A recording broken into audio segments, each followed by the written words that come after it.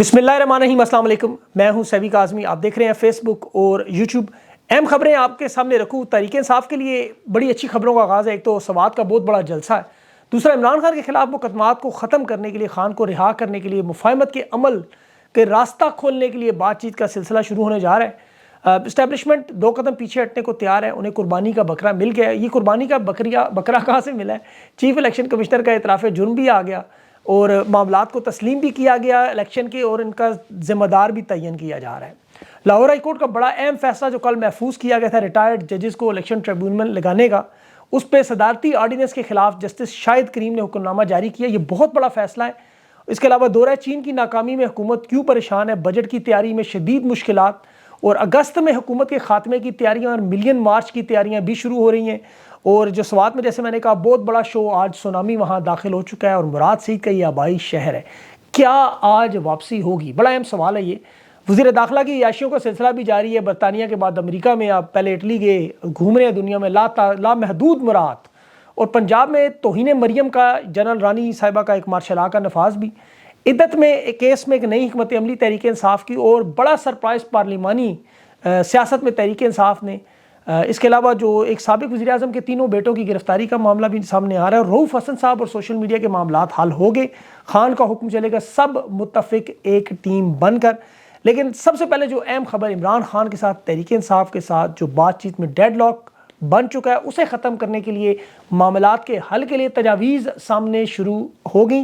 पहली बड़ी तजवीज़, और उसमें अरब ममालिक की एक एम्बेसी के अंदर बैठ के मुज़ाकरात का मामला, जिसे बाकायदा तौर पर वो सहूलतकारी भी देने को तैयार है। मुल्क है कतर। कतर की थोड़ी सी तारीख आपको बताना चाहूँगा। अभी फ़लस्तीन इसराइल का आपको पता है सबसे बड़ा अहम मामला, वहाँ इसराइली कैदियों की रिहाई के लिए कतर दोनों जमातों के दरमियान मुज़ाकरात करवाने जा रहा है। और ये बड़ा मुश्किल दुश्वार काम है, लेकिन ये करने पर तैयार है और कर भी जाएंगे। इससे पहले आप देखें, अमेरिका और अफगानिस्तान तालिबान के दरमियान जो दुनिया की तारीख की 20 साल की जंग इन्होंने ख़त्म करवाई, मुज़ाकरात का अमल करवाया, और ये दुनिया में बड़े माहिर समझे जाते हैं इस मामले के। इनका मकसद ही ये है मुज़ाकरात का। इसका छोटा सा नतीजा आप देख लें। अभी अफगान वज़ीर दाखिला, आपको जो अमेरिका की FBI की वेबसाइट पर दुनिया का सबसे मतलूब शख्स, आज सऊदी अरब में न सिर्फ हज कर रहा है अपने वफ्द के साथ, बल्कि अरब अमारात के शाही महल में एक मेहमान के तौर पर शाही प्रोटोकॉल में अरब अमारात के सदर के साथ मुलाकात कर रहा है।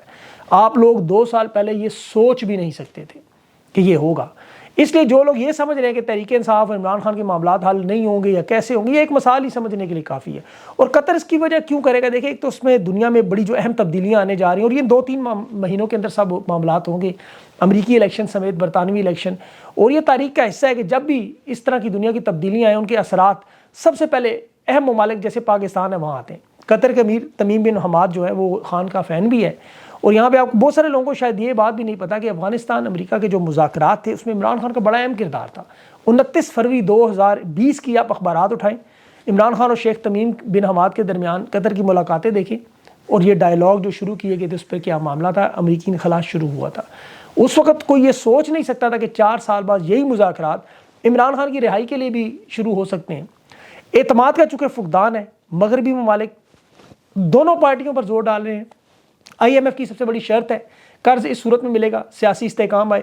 दौरा चीन में सबसे बड़ी नाकामी यही वजह हुई, उन्होंने भी यही कहा। रूस भी यही कह रहा है कि अपने मामलात को ख़त्म करें। अंदरूनी मामलात पे सुप्रीम कोर्ट ये कह रही है, सियासी जमातें कह रही हैं, ख़ुद मियाँ नवाज शरीफ कह रहे हैं, और अरब रियासतें भी ये कह रही हैं। तो इसलिए इसकी एतमाद की जो बड़ी कमी है इन मुज़ाकरात में, और टर्म्स ऑफ रेफरेंस बनाना जो मुश्किल काम है। और उसमें देखें, जो कुछ 2 साल में हुआ उस पर इन्हें कुर्बानी का बकरा भी चाहिए, ये इल्ज़ाम भी चाहिए, इन मामलात का ज़िम्मेदार भी चाहिए। क्योंकि इमरान खान के मुतालबात बड़े सादा हैं। एक तो खान ने कहा तमाम केसेस ख़त्म किए जाएँ जो बेगुनाह लोग जेलों में, ख़वातीन समेत, वो सारे मामलात। दूसरा, जो मेजॉरिटी हमारा मैंडेट वापस किया जाए आइन और कानून के तहत। ये दोनों मामलात कैसे तय होंगे, कुर्बानी का बकरा कैसे बनाया जाएगा, इस पर काम हो रहा है। और उम्मीद है ताकतवर लोग भी शायद ये सुन रहे हैं, उन्हें भी समझ आ जाए कि महफूज रास्ता कैसे मिल सकता है, फेस सेविंग कैसे हो सकती है। मैंडेट का जो वापसी का मरहलावार काम, उसमें 2 बड़े केसेस हैं। एक है सुप्रीम कोर्ट में मखसूस नशिस्तों का मामला, जो काजी फायज और सुप्रीम कोर्ट के तमाम जजेस सुन रहे हैं। और मखसूस नशिस्तों के मामले से काजी फायज की अपनी मुद्दत मुलाजमत की तोसी भी जुड़ी हुई, याद रखें।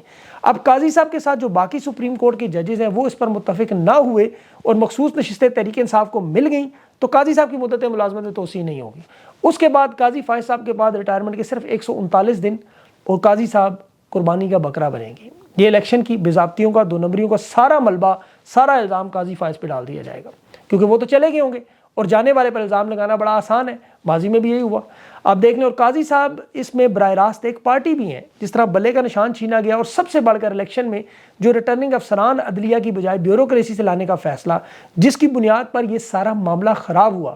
پھر عدالتوں میں عمران خان پر جتنے جھوٹے مقدمات بنے وہ بھی عدالتی کارروائیوں میں 6 ججز کا خط، یہ براہ راست قاضی فائز پر الزام لاتا ہے، کیونکہ انچارج عدالتی نظام کے یہی ہیں، اس لیے یہ بڑا آسان ہوگا، اور ویسے بھی چھوڑ کر جانے والے پر الزام آسان ہوتا ہے، باقی لوگ بری ذمہ ہو جاتے ہیں۔ اور اس کا میں آپ کو سب سے بڑا ثبوت بھی دیتا ہوں اپنی دلیل کا۔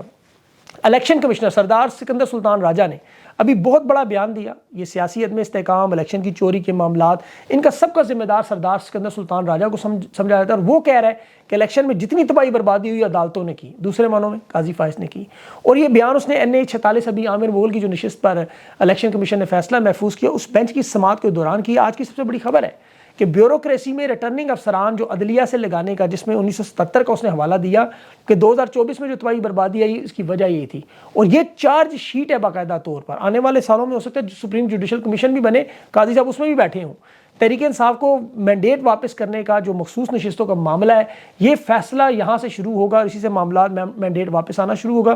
77 نشستیں یہاں سے ملیں گی، اور دوسرا جو ابھی جسٹس شاہد کریم لاہور ہائی کورٹ نے صدارتی آرڈیننس کے خلاف درخواست سماعت کے لیے منظور کی، وہاں سے بھی ہوگا۔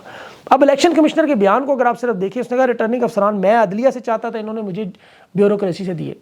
یہ پٹیشن کا جو وہاں چل رہی تھی عامر مغل صاحب کی، اس پہ سماعت ہو رہی تھی، لیکن الیکشن کمیشن نے ابھی اس پہ NA 46 پر فیصلہ محفوظ کیا ہے۔ تحریک انصاف کا موقف ہے کہ آپ اسلام آباد کی نشستیں جو ہیں ان پر ٹریبیونل جج ریٹائر نہیں سن سکتے معاملات، اور جسٹس طارق محمود جہانگیری نے آپ کو پتہ ہے فارم 45 نون لیگ سے منگوائے جو انہوں نے نہیں دیے۔ شعیب شاہین کا اسلام آباد ہائی کورٹ میں جسٹس عامر فاروق کی عدالت میں بھی یہ فیصلہ محفوظ ہے۔ اب یہ فیصلہ جو عامر فاروق صاحب نے دینا ہے، اگر یہ تحریک انصاف کے حق میں آتا ہے اور ٹریبیونل کے جج نہ بدلے گئے، تو یہ 3 نشستیں اسلام آباد کی تحریک انصاف کے پاس آئیں، تو اس کے بعد پنجاب کی 150 نشستوں کا فیصلہ بھی تحریک انصاف کے پاس۔ تو ان کا جو سب سے بڑا مطالبہ عمران خان کا مینڈیٹ کی واپسی کا، وہ یہ عمل مخصوص نشستوں سے اور ان سے شروع ہو جائے گا۔ رہائی کے معاملے پر عمران خان کا دیکھیں، سائفر کیس اڑا، باقی کیسز بھی سب وکلا ایگری ہیں، اسی طرح وہ کیس اڑ جائیں گے۔ عدت نکاح کا معاملہ ہے، اس میں بھی آج سزا معطلی کا بات چلی گئی ہے، اس میں بھی عدلیہ سزا ختم کرے گی۔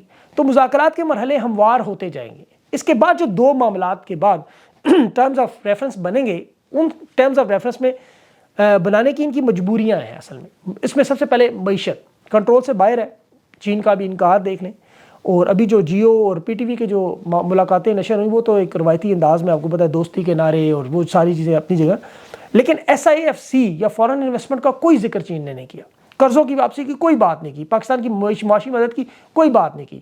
انہوں نے بلکہ چین کے لوگوں کی سیکیورٹی اور زندگی کی سلامتی کی گارنٹی مانگ لی۔ بزنس کا ماحول کیسے بنانا ہے، کیسے سیف محفوظ بنایا جائے گا، استحکام تب ہوگا۔ چائنا سی پیک میں کام صرف اس صورت میں کرے گا جب تک انہیں گارنٹی نہیں دی جائے گی۔ عرب ریاستوں نے بھی ایسی باتیں کی، اور کہ پیسے دے دیں گے، جس طرح بلاول بھٹو کو 1 خرب تک دینے کو تیار تھے، لیکن انہیں اب قرض واپس کرنا ہے، سود ادا کرنا ہے۔ ملک میں خزانے میں جو رکھے ہوئے فورن ریزروز ہیں وہ چائنا کے پڑے ہوئے ہیں، اور وہ کہہ رہے ہیں جا کے بینکوں سے پیسے مانگے۔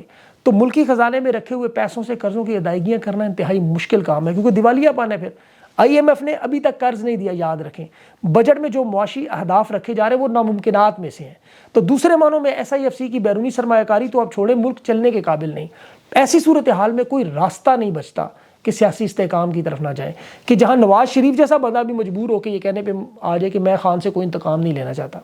اور نواز شریف نے بڑی سوچ سمجھ کر یہ بات کی ہے۔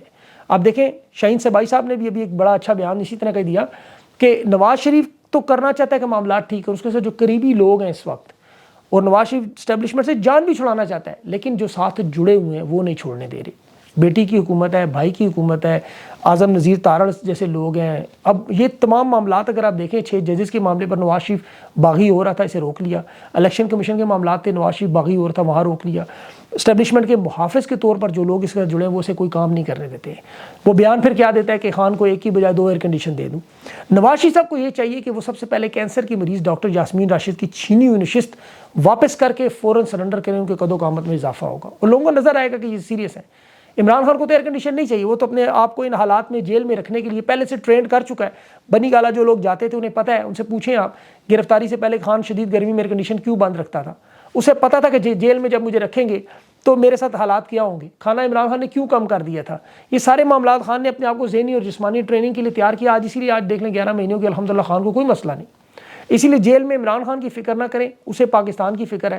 اور جو لوگ یہ سوچتے ہیں کہ معاملات ایک دم کیسے ٹھیک ہوں گے, ان کے لیے نواز شریف کی اپنی مثال لندن سے جس طرح پروٹوکول میں ایئرپورٹ تک لایا, 200 کیس پلک جھپکنے میں ختم ہوئے, سلوٹ مار کے مینڈیٹ پورے کا پورا چوری کر کے 17 نشستیں 170 بنا کے بیٹی کو وزیر اعلیٰ, بھائی کو وزیر اعظم لگایا گیا, یہ اسی طرح ختم ہوتے ہیں. اب آپ دیکھیں 2-3 سال پہلے آپ لوگ سوچ نہیں سکتے کہ نواز شریف واپس آئے گا, اس کے نام پہ کاٹا نہیں مٹا دیا گیا تھا. تو اب چونکہ فارن انویسٹمنٹ نہیں آ رہی تھی, نواز شریف جب جیل میں تھا تو ہم لوگ بھی کہتے تھے یار اس کو نکالو تاکہ سیاسی استحکام آئے اور معاشی استحکام, اور اس کے بعد پھر آیا بھی, خان کی حکومت چلنا شروع بھی ہوئی. تو یہاں خان کو جیل میں رکھ کے یہ معاملات چلا سکے, یہ تو ناممکنات میں سے ہے. اب چونکہ معاملہ سارا پھنسا ہوا ہے سیف ایگزٹ پہ اور فیس سیونگ پر, تو اس میں قربانی کا بکرا بھی چاہیے جو قاضی فائز بن جائے گا. تو ان کی بدقسمتی یہ ہے کہ خان کے اعصاب بہت مضبوط ہیں, وہ نواز شریف کی طرف سرنڈر نہیں کرتا. ابھی ایف آئی اے کی ٹیم کو دیکھ لیں, انویسٹیگیشن کے لیے گئے, خان نے الٹا ان سے کہا پہلے تم معافی مانگو, تم نے اظہر مشوانی کے بھائی کیوں گرفتار کیے. 9 مئی میں پنجاب پولیس جب گئی تھی تو خان نے انہیں بھی کہا کہ میں تمہاری پنجاب پولیس کو کیسے ٹھیک کروں گا, یہ سوچو.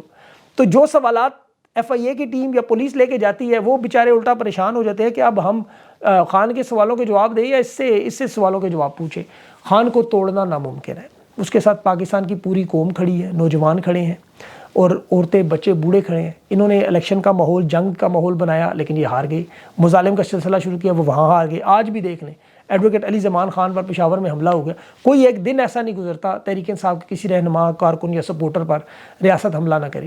اب علی امین گنڈا پور اس کی عیادت کے لیے گیا ہوا ہے.